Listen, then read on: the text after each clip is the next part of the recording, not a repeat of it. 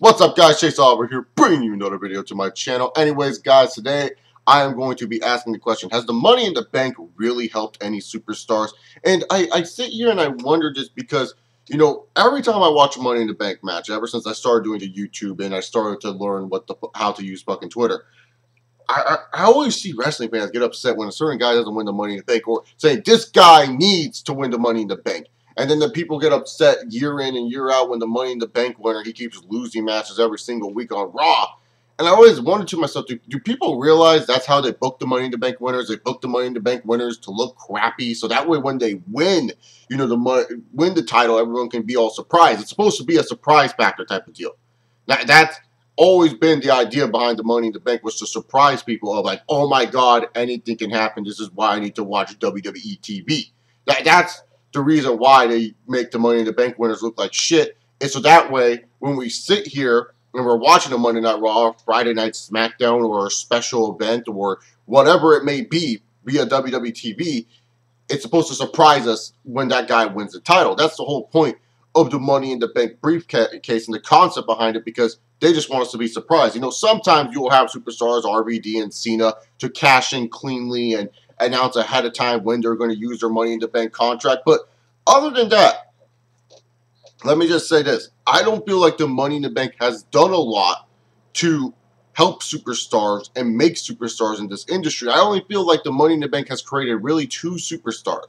One being Edge. Edge, when he first won the Money in the Bank in 2005, he had a great feud with Matt Hardy. You almost kind of forgot Edge was Money in the Bank. Edge was not like one of the traditional bookings of the Money in the Bank, losing all the time. He actually won a lot of fair share of matches.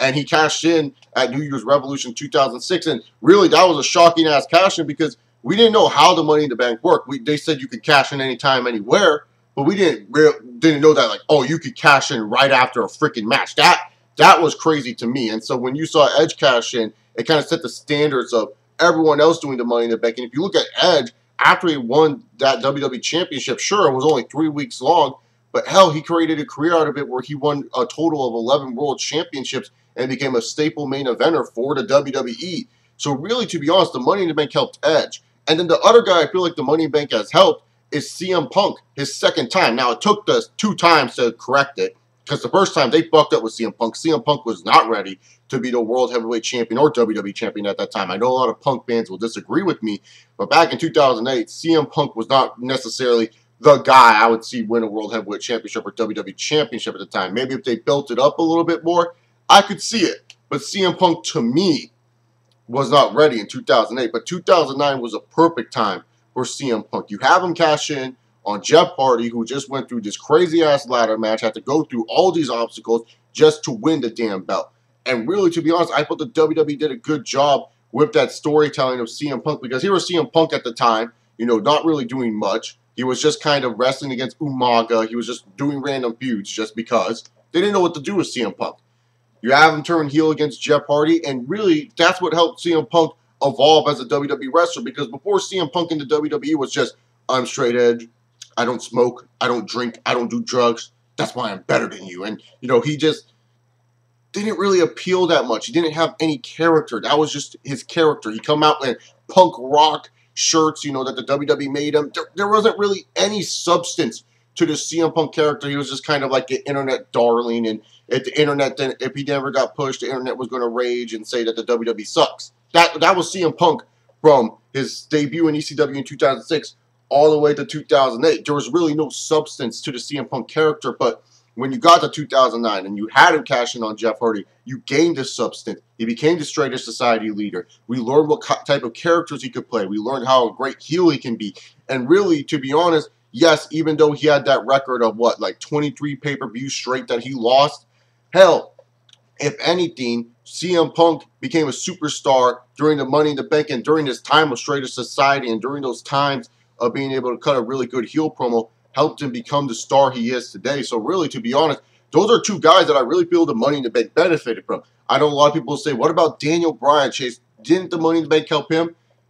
Kind of. He did win the World Heavyweight Championship with the Money in the Bank, but what I always felt made Daniel Bryan into the superstar he is today is when they decided to have that dumb dick decision of having Sheamus beat him in 18 seconds. That's where I really feel Daniel Bryan became, the legit star with that Money in the Bank briefcase, in my personal opinion, or with that World Heavyweight title loss. Because really, when he was Mr. Money in the Bank, he was just losing. He cashed in cheaply on Mark Henry.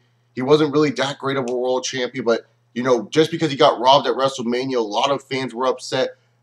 Yes, he had to win the Money in the Bank to win that World Heavyweight Championship, but in all honesty, I always feel like that it was more of Sheamus's bro kick to him than the Money in the Bank that helped him become a superstar. Other people will say, what about your boy Randy Orton, Chase? You gotta admit the Money in the Bank helped his career. How? You just did. They just used it for him to turn heel. That's all they used it for. I mean, was it really that effective after all? Wasn't like Randy Orton was the biggest heel during the fall. Trust me, I love me some Randy Orton. I may be a 10-bit biased towards Randy Orton a lot of times. But let's just be real here. It wasn't like his heel run in the fall of 2013 was equaling dollar signs and ratings and all that other crap. I'm just saying, they used it to turn him heel, and it didn't really help Randy Orton all too much. I was excited because I got to see my boy become WWE champion as my dog stretches her back in the background. But I'm just saying, it didn't really help Randy Orton that much. And when I look at other superstars like a Jack Swagger and freaking The Miz, I feel bad for The Miz. Wasted talent right there. Damian Sandow, a bunch of other guys. I always feel like that the Money in the Bank is not necessarily a good thing to win. I don't think it really helps build superstars or careers because you kind of force a guy to get something with so much power so quickly. And what I mean by that is like, everyone and wrestling fans expect that when you hold that Money in the Bank, you have to cash that in and be successful to win, so that way you can become world champion. A lot of people just can't be patient with superstars and can't be built with the superstars, so you have to bone rush them, winning this stupid briefcase where you can cash in anytime, anywhere. And when a person loses, we get upset, and it's like, whoa, sometimes some guys are not ready for a world championship. There's times where, like Jack Swagger, did you really think he was ready for the World Heavyweight Championship? Do you really, really, really think that Jack Swagger was ready for that World Heavyweight Championship? Damian Sandow, I did not think was ready for that World Heavyweight Championship yet. I honestly did not. I said, I was fine with Damian Sandow losing the Money in the Bank. I feel bad for him now because I saw how his career has become. But hell, even if he won the world title, he would have just lost it to Cena at Survivor Series anyways. And boy, look at where we're at here. We'll be back at square one, except this time Damian Sandow is a former world champion acting like Lance Stevenson and Davey Crockett. Just saying, guys. I just always feel that the Money in the Bank, it just adds too much pressure to the guys that hold it, that they need to become superstars right off the bat instead of getting that long overdue build. People will say, what about Dolph Ziggler? Honestly, Dolph Ziggler, to me, it was the right time for him to cash in the Money in the Bank. I won't deny it.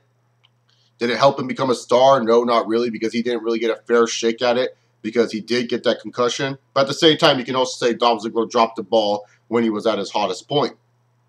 It's just how the business works. But in all honesty, sometimes when it comes down to the Money in the Bank, I don't feel like it's a good thing for superstars to win because it just puts too much pressure on that person, too much pressure on the WWE, and we don't really make real stars out of it because we have to force them or bone rush them to win this freaking World Heavyweight title or WWE Championship when you feel like these guys are not really ready to win it. I felt The Miz was ready when he won his. And look, but his career has not really turned out well after losing the WWE Championship to John Cena at Extreme Rules 2011.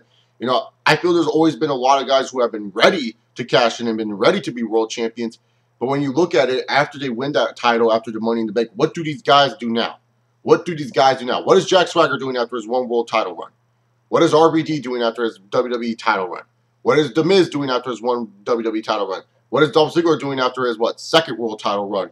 When he cashed in the Money in the Bank briefcase. What are these guys doing after they win that belt? Because, to me, like I said, Daniel Bryan, Randy Orton, John Cena, those guys right there, they became stars in different ways. Randy Orton was already an established main eventer at that point. They just used it for him to become a heel. John Cena, we all know he's the face of the company. They just had that briefcase so they can have an excuse to have CM Punk versus John Cena on the 1000th Raw. Daniel Bryan, like I said earlier, he became a star when Sheamus kicked him in the face 18 seconds. The only two guys that I really feel like the Money in the Bank has helped is Edge and CM Punk. I could be wrong on this one. You guys may view it differently, but I always want to know, why do you care who wins the Money in the Bank if you know that sometimes the Money in the Bank is not always a good thing? And do you feel like the Money in the Bank is a good thing in the WWE? Do you feel like the Money in the Bank does create stars, or am I just looking at it the wrong way? Because I always feel like the Money in the Bank doesn't do that great of a job. That's just my opinion. What is yours? Comment down below your thoughts about the Money in the Bank briefcase. I just feel, hey, maybe sometimes it just doesn't always work out. Some superstars, I always feel like they should have had more failed cash-ins. I feel it would have made the Money in the Bank much more interesting if more people failed at cashing it in. So that way it's not always expected that the person who has the briefcase should, win the title. But anyways, comment down below your thoughts about the Money in the Bank overall in general. I know I probably skipped over some winners and talking about them, but hopefully you guys can understand where I'm coming from, where I think the Money in the Bank, it really doesn't help anyone that much, because like I said, look at where some people go after they win that title from cashing into that briefcase. They don't really go anywhere.